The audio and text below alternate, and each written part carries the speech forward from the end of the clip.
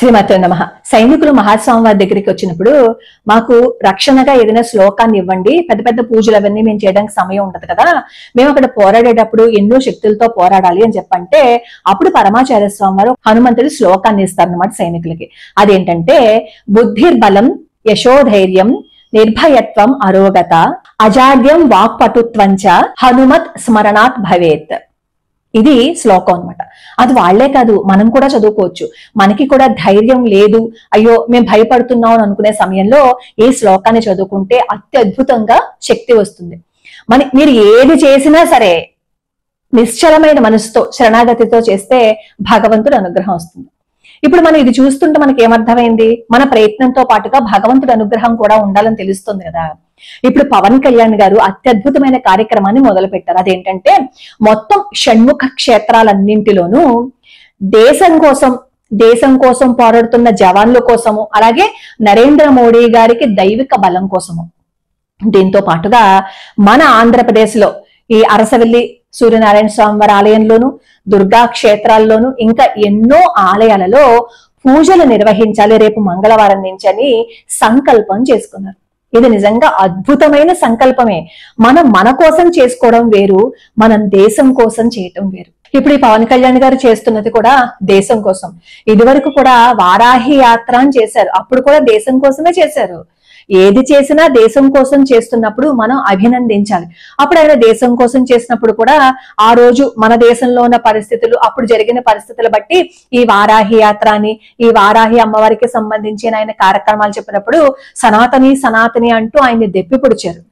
ఇప్పుడు మనం ప్రతిదానికి తీసుకువెళ్లి రాజకీయ రంగు పులిమేయకూడదు కదా. మంచి చేసేటప్పుడు మనం ఖచ్చితంగా దాన్ని పొగిడే తీరాలి, దాని గురించి మనం చెప్పుకునే తీరాలి. ఇప్పుడున్న పరిస్థితుల్లో మన గురించి, మన దేశం గురించి, ముఖ్యంగా హిందువుల గురించి మాట్లాడే వాళ్ళు లేరు. అలా మాట్లాడే వాళ్ళు లేని ఈ సమయంలో ఆయన ముందుకొచ్చి మన దేశం కోసం, మన ధర్మం కోసం, అక్కడ జవాన్ల కోసం ఆయన చేస్తున్న ఈ పూజలను పట్టుకుని మళ్ళీ రాజకీయ రంగు పులిమేసి అనవసరంగా మాట్లాడద్దు. మనం ఎప్పుడు ఏం చేస్తాము అంటే విషయాన్ని మాట్లాడలేనప్పుడు వ్యక్తిగతంగా టార్గెట్ చేస్తాం. ఈ పవన్ కళ్యాణ్ గారిని కూడా వారాహి యాత్రలు చేస్తున్నప్పుడు వ్యక్తిగతంగానే టార్గెట్ చేశారు, విషయాన్ని మాట్లాడలేక. దేశం కోసం మాట్లాడే వాళ్ళ నోరు మూయించకండి. అలా మూయిస్తే మన నోరే తర్వాత మూతపడిపోతుంది. దేశం కోసం ఆలోచిస్తున్నాము అంటే ఇంకొకరి కోసం ఆలోచిస్తున్నట్లే కదా. అది ఎప్పుడైనా సరే మనల్ని రక్షిస్తుంది. మనం కూడా మన ఛానల్లో చాలా సార్లు ఇలాంటి కార్యక్రమాలు చేసుకున్నాం. మొన్న కూడా నేను ఒక కమ్యూనిటీ పోస్ట్ పెట్టినప్పుడు, అలాగే ఒక వీడియోలో చెప్పినప్పుడు, ఇప్పుడు చేయండి వారాహి అమ్మవారి శ్లోకాలు, అలాగే ఇప్పుడు చదవండి వారాహి అమ్మవారి నామాలు అన్నాను. ఎందుకు? ఆ తీవ్రతని బట్టి అన్నమాట. దేశం ఎదుర్కొంటున్న ఆ గడ్డు పరిస్థితుల్లో మనకి కావాల్సింది సైన్యాధ్యక్షుడు కదా. అందుకనే అమ్మవారికి సంబంధించిన శ్లోకాలు, అమ్మవారికి సంబంధించిన నామాలు, నియమాలు పాటిస్తూ విగ్రహాలు పెట్టుకోకుండా, మీ ఇంట్లో ఫోటో ఉంటే సరే, ఒకవేళ లేకపోతే లలిత అమ్మవారి ఫోటో దగ్గర మీరు కుంకుమ పూజ చేసుకుంటూ ఈ శ్లోకాలు, నామాలు అవి చదువుకోండి అని నేను చెప్పాను. ప్రతిరోజు మీరు హోమాలును, పూజలును, యంత్రాలు అవన్నీ చేసామని నేను చెప్పలేదు, అలా నేను చెప్పను కూడా.